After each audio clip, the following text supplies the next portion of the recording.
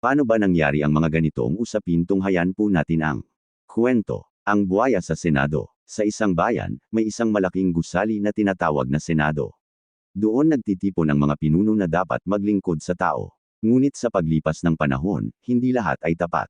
Isang araw, lumabas ang balita na may mga buwaya sa loob ng Senado.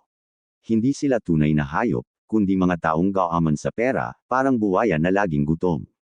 Imbes na maglingkod, inuuna nila ang sariling bulsa. Habang lumalago ang kanilang kayamanan, ang mga mamamayan naman ay naghihirap. Ang mga magsasakay walang sapat na tulong, ang mga manggagaway kulang ang sahod, at ang mga batay walang maayos na edukasyon. Ngunit hindi lahat ay masama. May ilang senador na may dalisay na puso, at sila'y tumatayo laban sa mga buwaya.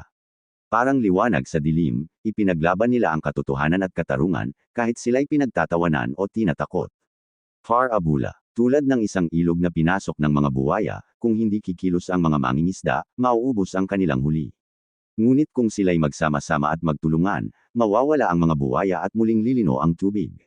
Bible verse. Sapagkat ang ugat ng lahat ng kasamaan ay ang pag-ibig sa salapi. Unang Timoteo Kapitulo 6 versikulo 10.